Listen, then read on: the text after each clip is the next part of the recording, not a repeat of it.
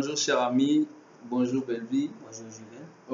Aujourd'hui, nous avons eu un thème qu'on veut développer avec vous, ce qui concerne le franc CFA. Nous devons savoir que la mutation la plus radicale aujourd'hui des pays, c'est la responsabilité en matière économique. Et on voulait développer ce thème avec mon frère. Il va se présenter et vous essayer d'éclaircir en ce qui concerne le franc CFA. Belvi, tu peux te présenter. Bonjour cher ami, je me nomme Belvi Onono Gakeni. Je suis étudiant en master de finance comptabilité au CESAC. Comme mon ami vient de le dire, on va essayer un peu de développer quelques sujets sur le franc CFA, parce que c'est une monnaie où nos États ont commencé à utiliser il y a de cela 55 ans. On va essayer un peu de comprendre l'origine et ses avantages pour nos économies. Oui, donc maintenant, Belvi, d'où vient le franc CFA? Alors, le franc CFA, c'est une monnaie qui a été créée le 25 décembre 1945 par le général de Gaulle. Et depuis sa création, le franc CFA n'a pas été toujours reconnu sur le plan international. Alors, même dans les grandes institutions comme le FMI, la Banque mondiale, le franc CFA est garanti par la France, c'est-à-dire est parrainé par la France dans ces institutions. Donc, je voulais savoir quelle était la monnaie que la France utilisait et la convertibilité de cette monnaie en franc CFA que De Gaulle nous avait imposée après les indépendances. Alors, à l'époque, la France utilisait le franc français. Alors, la convertibilité entre le franc français ou la parité entre le franc français et le franc CFA était un franc français équivalait à 100 francs CFA. Maintenant, en 2002, après la venue de l'euro, on est passé de 1 euro à 655,995 francs CFA. Tout simplement parce que le franc CFA est garanti par la France. Chers amis, on va remarquer qu'il y a le franc CFA qui est garanti par la France. Et on a remarqué tout simplement que l'évolution même de l'échange, de la convertibilité. Maintenant, quel est l'avantage pour nous des pays africains? De 1 euro plus correspond à 655,97%, je sais pas. Alors, je dirais que ce n'est pas un avantage pour nos économies, pour les pays africains, mais plutôt pour la France, oui, parce que la surévaluation du franc CFA appauvrit nos exportations et rend nos économies moins compétitives. Et en plus, les pays africains, quand ils exportent à l'étranger, les recettes d'exportation, lorsque les recettes d'exportation sont converties en euros, les pays africains perdent beaucoup d'argent en convertissant les recettes d'exportation en euros. Donc, je ne vois pas, ce n'est pas un avantage pour nos économies, mais plutôt pour la France. Donc, maintenant, il y a aussi une différence que tous nous savions du franc CFA émis par la zone CEMAC et la zone UEMOA. Quelle est la différence?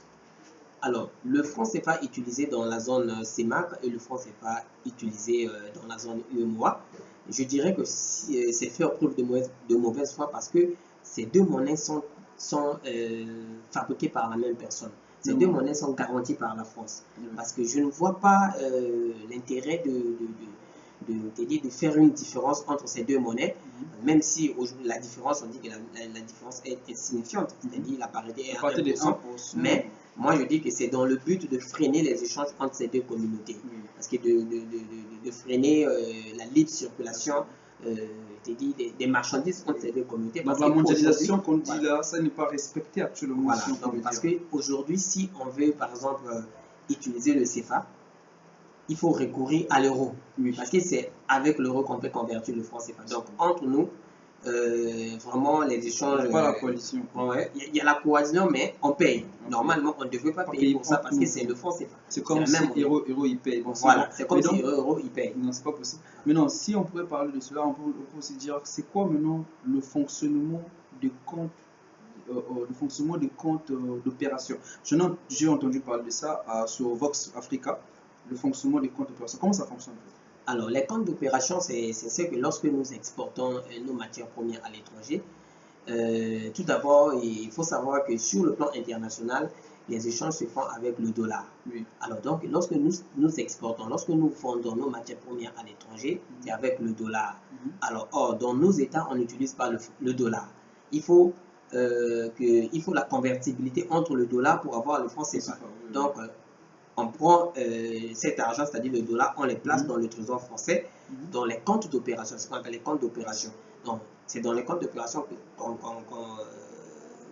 aura, qu'on va avoir la convertibilité, que se passera la convertibilité entre le dollar et l'euro, l'euro au franc français et le franc français au franc CFA. Parce que jusqu'à présent, les francs français existent dans le compte, dans le trésor français. Parce que c'est le franc français qui garantit le franc CFA et non l'euro. Malgré que la France utilise l'euro. Donc on peut comprendre tout simplement que notre monnaie est gérée, soit compris, si on peut comprendre quoi, si je veux bien comprendre, parce que dans notre monnaie est gérée par la trésorerie française. Si le trésor français, oui. Ouais. Donc le trésor français, si on veut le dire de vos termes économiques, donc le trésor français gère la monnaie des États africains qui utilisent le franc CFA. Voilà. Ok, merci. Donc si on pourrait conclure, vous allez conclure, qu'est-ce que tu veux dire?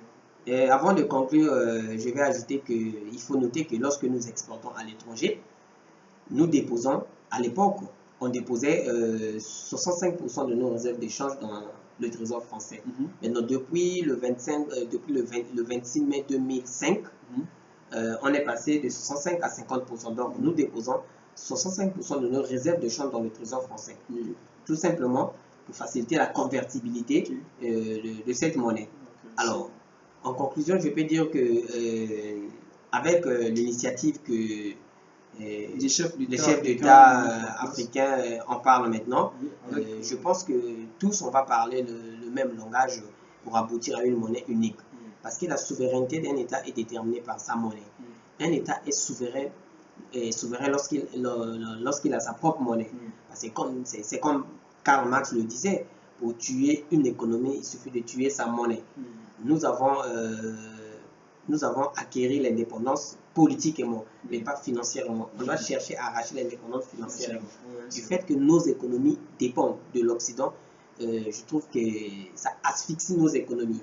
Nos économies sont asphyxiées. Vraiment, donc nos économies sont asphyxiées. C'est ce que tu as dit. Bon, mais ok. Bon, à tous, merci. Ceux qui vont suivre cette vidéo, c'était juste un échange de connaissances. Donc vous aussi, vous pouvez avoir un thème.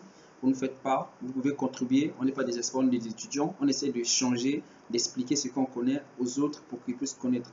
Donc on en fait ce qu'on appelle par l'échange quoi. Le cerveau global. Moi j'appelle ça le cerveau global. Donc on échange un peu des connaissances. Merci beaucoup. À la prochaine. Et on vous remercie pour suivre cette vidéo. Et prochainement on aura d'autres thèmes aussi. Vous allez suivre. Merci beaucoup.